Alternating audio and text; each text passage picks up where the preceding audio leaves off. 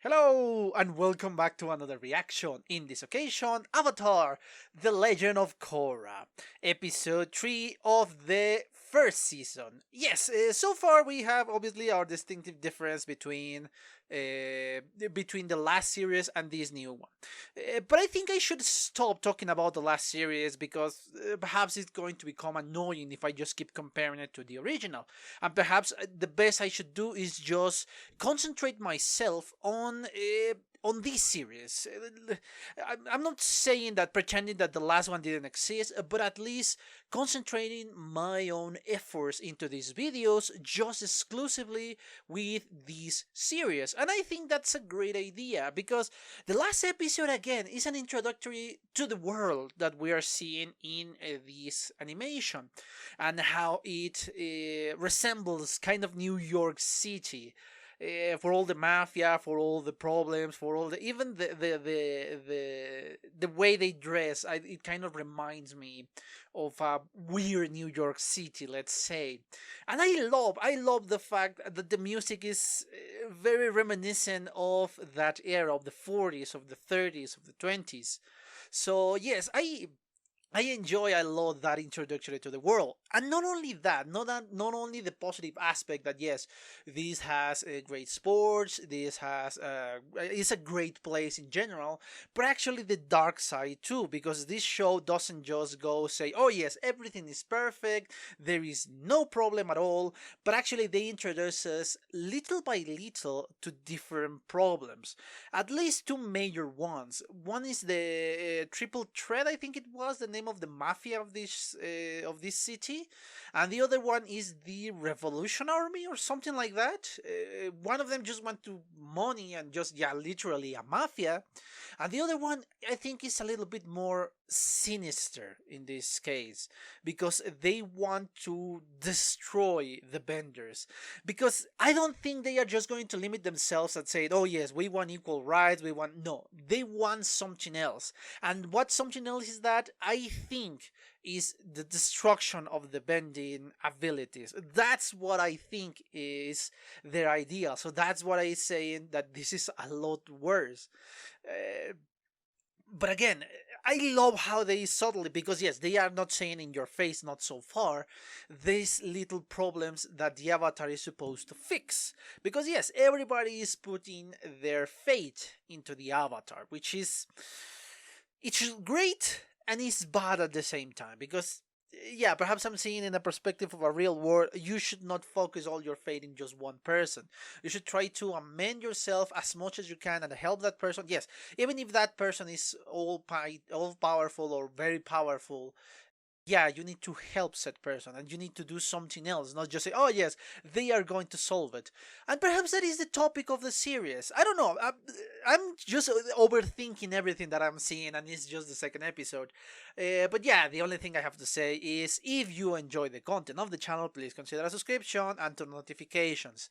If you enjoyed the video, please give me a thumbs up and leave a comment. And if you want to follow me on Twitter, the link is in the description below, alongside with my Patreon. So yes, honestly, if I continue, I will do another fucking thing. I will start to analyze the last two episodes, and that is not what we are here for. So, without further ado, let's stop this long ass commentary and watch the video, shall we?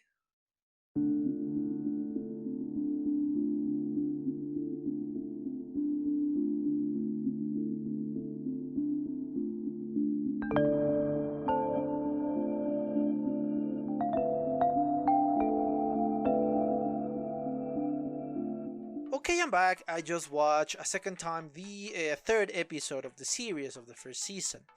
And yes, as I said in my last moments of the reaction, I really should stop speaking about bullshit without really knowing what the hell is going to happen in the next episode. Uh, is that really going to stop me? No, I am still going to make a lot of mistakes, and I'm going to speak bullshit all the way around. So yeah, I say this to myself, but deep down, I know I'm not going to succeed at that. Anyway, moving on to the episode.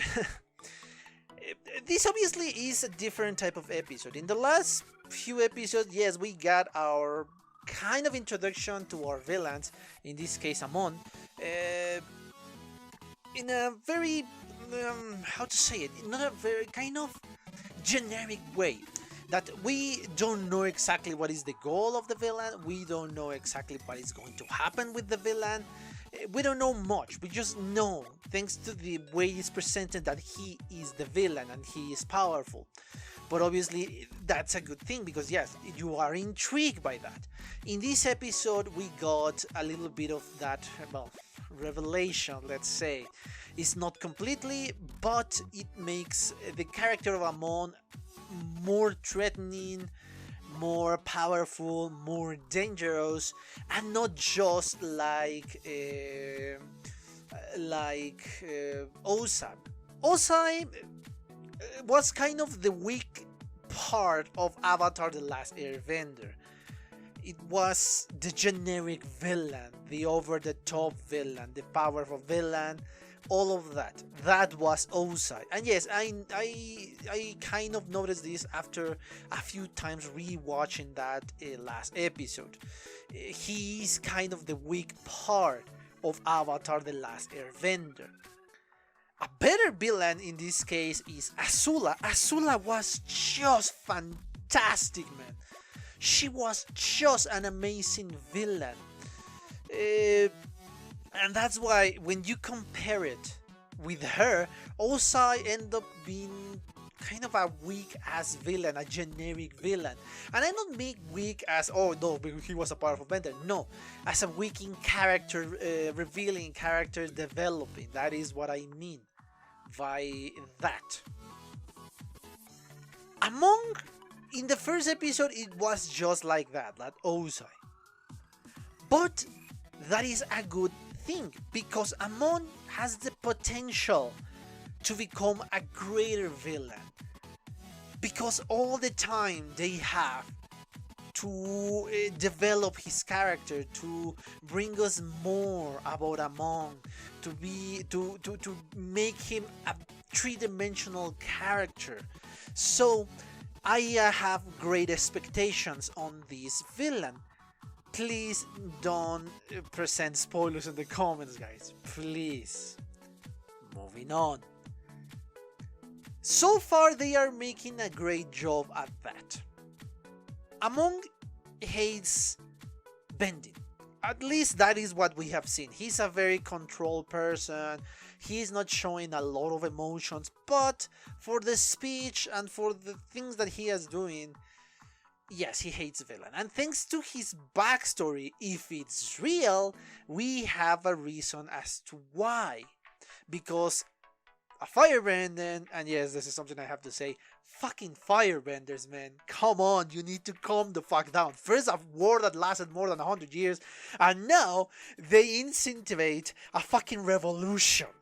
So calm your tits, firebenders. Calm down. Moving on. Moving on. Yes, Amon lost his family to firebenders trying to extort the father. And not just his family, his own face. I guess he's burned out and that's why he's using this mask. Again, another good reason for said mask. It's not just to make it mysterious, but they are making a good reason for him to use his mask. It's not like Kylo Ren. Kylo Ren just uses a mask because he's a Darth Vader fanboy. That's it. That is his only reasoning, which is completely stupid. And that's why he doesn't work as a villain for Star Wars, the new fucking Star Wars, the Disney Star Wars, the worst fucking Star Wars. And I'm saying this after watching George Lucas, the prequels. So, yes. Moving on, because I can ramble about Star Wars a lot more. Moving on. So yes, they gave it a reason for the mask. So, they are making a better character right now than Osai, and it's just the second or third episode in this case. It's the second episode that Amon has appeared, so yeah, it kind of makes sense. So far I like this character, and they are making him very threatening because, yes, Osai was perhaps one of the best firebenders. Perhaps. There is no other reason to believe that, other than the show make him the main villain. Amon is something else. He has the power that was to believe that only the Avatar could master. Thanks to the turtle, and obviously the Avatar did not, or perhaps some previous Avatar have this power, but so far, and yes, I still haven't read the comics, so far only Aang was able to do that, thanks to the turtle. And yes, I did a little bit of an investigation, I snoop around here on the internet, about how this was possible. And yes, ultimately the bending comes from the turtle. They perhaps gave that power to the people. Yes, there are animals who can vent already, like the flying bisons, like the dragons, like the batch maulers. And well, it's not a creature, but the ultimate bender is the moon, the water bender, obviously. So the turtles are kind of responsible of giving this gift to humanity. Unfortunately, they were hunted down and they were hiding away, and this was perhaps destined to happen thanks to the spirits or whatever.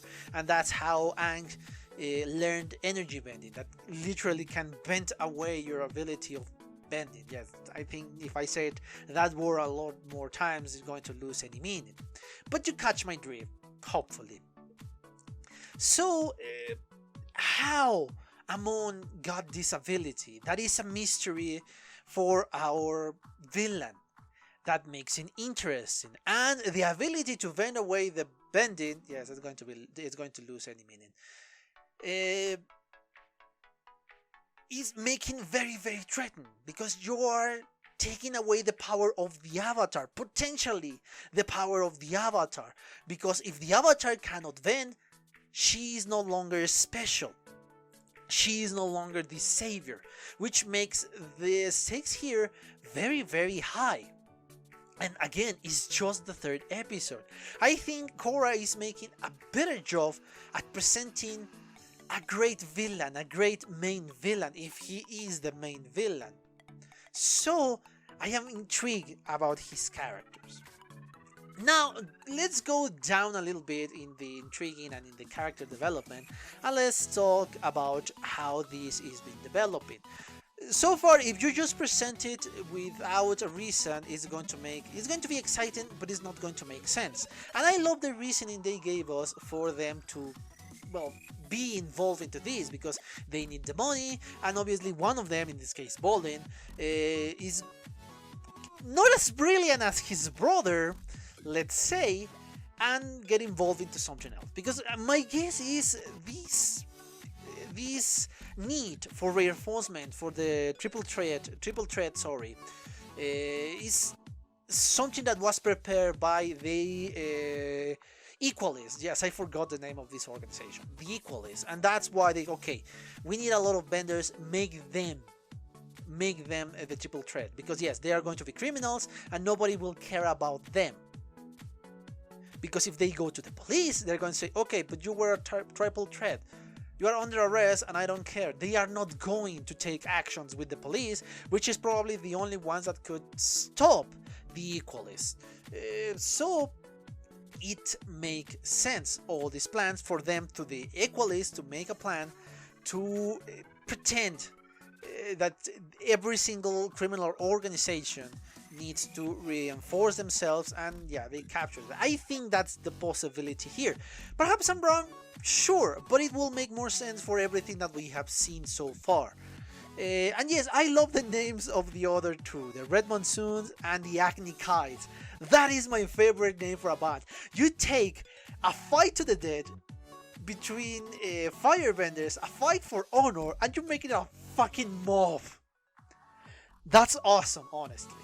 And yes, the plot here escalates quickly, and we got our chi blockers, which I recognize thanks to, well, the movements and the way they react to the movements, and I mean in this case Korra and Mako. So yes, again, the plot thickens. Who taught them that? You could trace it back to Ty Lee or something else.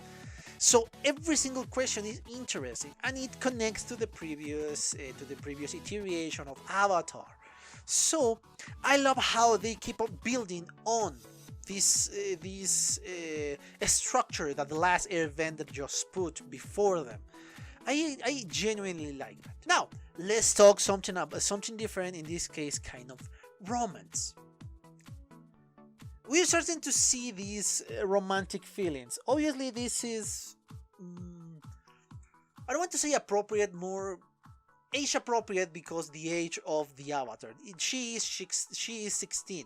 She is a girl. She's a teenager, and I guess Mako and Bolin are kind of in the same age, kind of 16, 17 years old.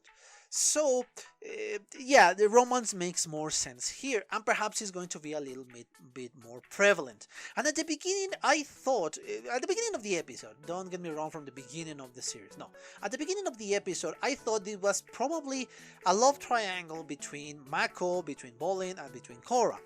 But honestly, from what I have seen so far, I think it's going to be a romance between Mako and Korra, for obviously the kind of enemies to, well, kind of not sympathetic towards love and all that. And we're going to see a guy who is going to be friendzoned to death. That is what we are going to see, honestly. And you know who is going to be friendzoned. Bolin is going to be friendzoned, in case you didn't know. Come on, that is what I'm seeing in the romantic side of the story. But anyway, yeah, I think that is a plot that could be building up towards that. Perhaps I'm right, perhaps I'm wrong. I don't know, but that is what I'm seeing. Now, this is something silly and completely stupid on my behalf. I know that even before my words came out of my mouth. But every time I think about, or they mention the name Amon, I'm sorry, but I cannot stop thinking about this. Yeah, I know it's stupid, I know it's completely irrelevant, but come on, can you blame me? Can you blame me? It's funny, it's stupid, it makes no sense, and it has no relevance to the commentary that I have now. But yeah, that's what I'm thinking. So, anyway. Yes, I think this was a little bit shorter because, yeah, the last two episodes I was concentrating kind of in the world building and in several characters, but I concentrate on this one more on Among Us. I concentrate more on him because, yes, I cannot say his name for obvious reasons. But anyway, yes, I concentrate more on him because he is the one that was developing the most. Other than the fact that there are a lot of people who hate benders, but I cannot blame them. I cannot blame them for that. And yes, I just remember something, and it's so good that I remember because this is really, really important. About the speech that Among said, is kind of right. Yes, all the major battles that we have seen, or perhaps that the history of the Avatar, the world of Avatar is portraying, is kind of coming from the Benders. Yes, the Firebenders want to conquer the world, and they initiate the 100 Years War. The war, I guess, the Shin the Conqueror started because he wants to conquer the world, and yeah, he was a Bender and all of that. But I don't think he's completely right. Because even if you take the bending away, nations are going to find excuses to try to conquer other nations. People are going to find excuses to try to dominate other people. Yes, they're going to say perhaps it's not going to be benders against non-benders, but now it's going to be rich against poor, believers of this religion or believers of other religions, and all of that. And we got that example in our own world. We don't have bending, and the world is full of fucking conflicts. For religion, for money, for power, for whatever you want to call it, but it's full of conflict. So yes, within this world it makes sense, but even if you take away the bending, even if Among Us succeed at taking away the bending from everybody, nothing is going to change, and war is going to happen, and submission is going to happen for other reasons. Not for bending in this case. So, yes, it's kind of right, but ultimately he's wrong. And yes, perhaps that doesn't make sense when I said it out loud, but I think that is how this world is. He obviously doesn't understand that for the trauma that happened in his infancy. Yes, he's been blinded by that rage against firebenders, and again, fucking firebenders, man. Fucking firebenders. But yes, I think that it really exhausted the topic of this one. I hope you enjoy it, and yes, a lot shorter one than the last two. I hope you enjoy it, and let me just remind you that if you enjoy the content of the channel, please consider a subscription and turn notifications. If you enjoy this video, please give me a thumbs up and leave a comment so I know what you think about my reaction, the episode, or my commentary. If you want to follow me on Twitter, the link is in the description below, alongside with the Patreon. And yes, I have nothing else to say, but thank you for your attention, and well, see you on the next one. Bye! Okay guys, I hope you enjoyed that video, and if you did, give it a like, so the algorithm from YouTube will help me out. And check my other videos, share them, and also why not subscribe to my channel and join this community. And as always, I want to thank you for your attention, your likes, and even your dislikes, your comments, which is something I always look forward to read. And yeah, once more, thanks, and see you on the next one.